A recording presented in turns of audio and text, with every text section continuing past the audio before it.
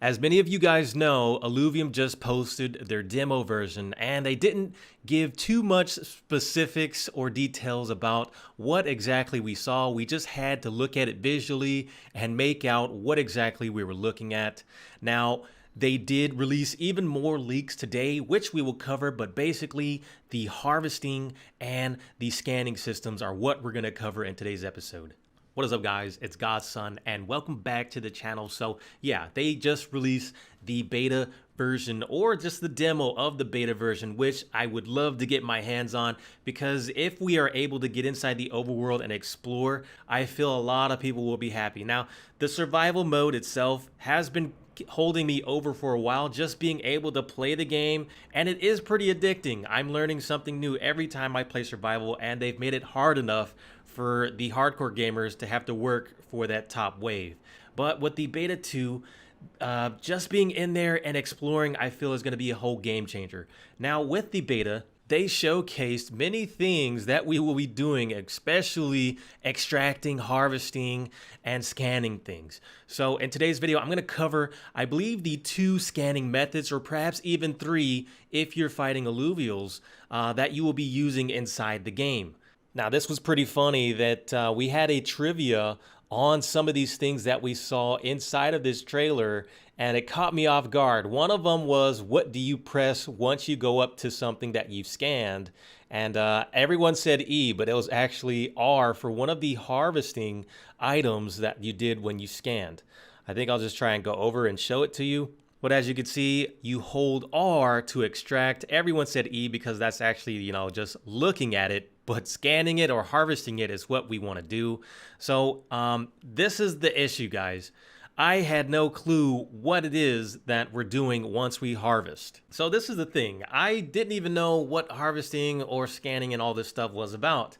I asked Vitamore today about this, and he gave me more clarity about what exactly we are harvesting or scanning for. Now, scanning, we're basically looking for materials that we could use for blueprints that you will be utilizing inside of your land. Now, if I have a land tier 1 and I'm able to produce a blueprint, that blueprint will have specific information for people to use in order to get that skin for that weapon or that body armor or whatever they're using it for that it suggests you to get. Now, scanning will allow you to get these materials so that you can complete the blueprint. So as you can see, as we fly over to one of these items, we're going to interact with it. You can hold E to scan it, but to extract and get this, you mine the deposit here, and they showcase what exactly is inside. Now, those are probably just materials that they didn't need, or probably they have enough of. And then we're shown a little gray screen. Now that was really interesting. A lot of people thought, well, what is that? Maybe that's just a glitch or something that, wasn't meant for us to see, because it is like a rough draft or a beta version. But actually, that was for scanning as well. Now, it happened a few times in this demo trailer, but the most prominent one was here when we scanned and we were able to see some of the resources through the rocks and the land. Now, that's pretty big, because if you're looking for materials and you can see it through rocks, that makes your job so much easier. And of course, that's, I believe, how we're going to find some of the Easter eggs that Illuvium has put inside of these worlds. Having to look for this stuff and not being able to find it, or just, really spending too much time trying to figure out where it is, I feel maybe perhaps they didn't want to go that route. They wanted to make it easier enough for the average people or the average person to find it, and the gray scanning was one way we could do it. Now, as you can see, she's scanning even more material, and once we scan it, we're able to see inside, and all of this costs power. The power is indicated at the bottom right. You can see she has 0.927, and every time you scan, it takes either 10 or 50 to scan it or to extract it. Now, these numbers are just a rough draft of it. They don't really represent what it will be in the final version, because even if you count it up, it didn't even take 10 or 50 once she actually did that method. I think it was like 8 or 3 for just doing these things. But once the game actually comes out, I think the numbers will be more accurate once we have the scanning done. So those are the two methods that I've saw with scanning. The gray scanning to see through rocks so that you can get to the materials that you want if they're on places that you wouldn't really expect for these things to be up there. And the second one would be scanning. Once the material's there, you can go ahead and scan it and see what's inside of it. Now, the third method of scanning would be on the portal here that the Illuvials are inside. Can't remember the exact term they use once you go inside of this void, but going up closer to it, you'll be able to scan and see what is inside of here. And they have, of course, the top right, it says air encounter. So we will have perhaps more air Illuvials inside there. You can scan and see what is in there. And of course, we have some of the natures and the earth. So going inside, we've scanned it and we liked what we saw, so we jumped in. We're introduced with a loading screen, which gives some really cool information on the bottom left about the Illuvials or the lands that you will be going through and introduced to.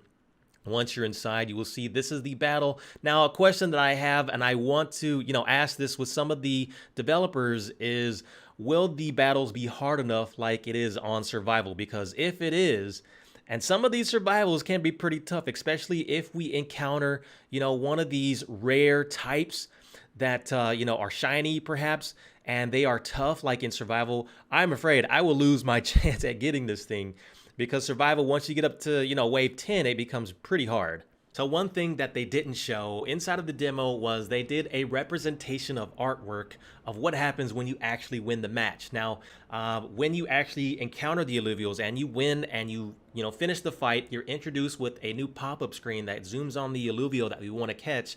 And then you have your shards, a representation of how many shards you have to catch these guys. And that wasn't really in the demo. They won the match and then it was done. So I can't wait to see, once they have the final version of this beta, what exactly they look like with the final product of catching the Illuvials and using your full inventory of the match. But not only that, guys, just today, I think like just 5 hours ago, Grant posted even more of the leaked information that we're going to be seeing.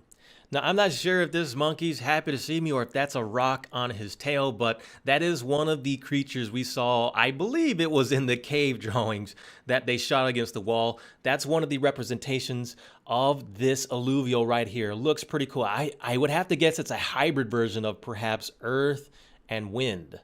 And I believe if we have wind and earth, that would make dust. Not sure if that's, accurate, but just the colors and the look of it looks like it's a combination or a hybrid version of that type of affinity. We are also introduced with one of the coolest looking cat alluvials, and I think this is going to be one of the best alluvatars. If you can't pick up those atlases or these axodons or these ramfires, then this is probably like your next best bet to get one of these. I think these Illuvials are pretty cool.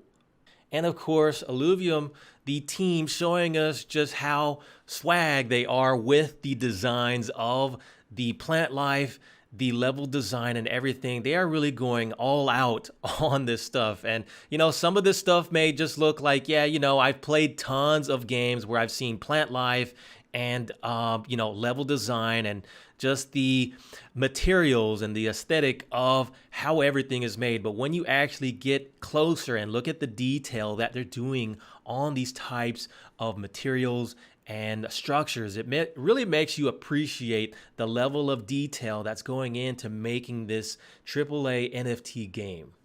So a lot of this stuff, we won't really know what it is or how big it is or the scale of these things or what they do once the game is live. We don't know until the game is live, but looking at it, these look like platforms or these look like structures that you're going to be using to perhaps jump on top of or get higher on top of mountains or something. These are definitely perhaps things that, cling onto the walls. Such just amount of detail that's going into this is just epic. And as I mentioned on my previous video, the structures and the elements that's going into Illuvium's game, they're using everything that isn't default to Unreal Engine 5. These are, products or materials that they've created themselves, so that when you get in the Illuvium world, this is just going to be completely authentic. Now, Illuvium could even just sell or use this for other games. Of course, they probably will do that. But I can just say, guys, Illuvium is going to be the leader in a lot of what's coming out in the future with NFT gaming. These are more materials of just icebergs that we will be seeing, in the Tigero Bora, I believe that's the name. And the sheer scale of this, once we see it live, I'm sure it's just going to be so epic. Finally, we're introduced to more of the plant life here. I believe this is going to be in Halcyon Sea, or perhaps this is just a mix of all of the, overworlds put together, and this is what the plant life looks like. So perhaps this could be, Halcyon Sea, or, Abyssal Basin type of plants that we're all just looking at on a sort of default area here. But definitely cool once you just give more appreciation to the amount of detail on some of these plant lives and what they're doing. I believe this is something you can even harvest, and once you get in there, it'll perhaps give you materials for those blueprints. So yes, guys, the sheer scale of it, now I'm even more convinced that, yeah, this is just a mashup of all the plant lives and areas, or the structures together, and all the worlds that they're just putting into like a default area. So they just, work on them. And once they get it done, then they put it in the proper place. So, Illuvium, I don't think it's a metaverse, but it is definitely a meta world. This is going to be really a big place that we're going to be playing in. And just looking at the artwork that they've done, the sheer scale of it is epic, incredible. So there it is, guys. We were able to cover the scanning methods and harvesting or extracting from these plant lives to get material for those blueprints. Just a lot of stuff. Just that alone, I feel a lot of players are going to be doing day to day, getting that stuff for their blueprints. So really, I had a blast covering this, and I hope they give us even more. If you guys want to follow my channel, I hope, and I'm pretty confident I might get that private beta too, to show you guys and showcase everything that I've got in there. I'm really excited for this, and I'll try and give even more in-depth detailed videos about what you see and what, break it down for you if you are new to Illuvium. Make sure you check out even more videos that I have breaking down survival mode and other stuff that I've covered in Illuvium. So thank you guys so much for watching. This is Godson. Be sure to subscribe, and I will see you on the next episode.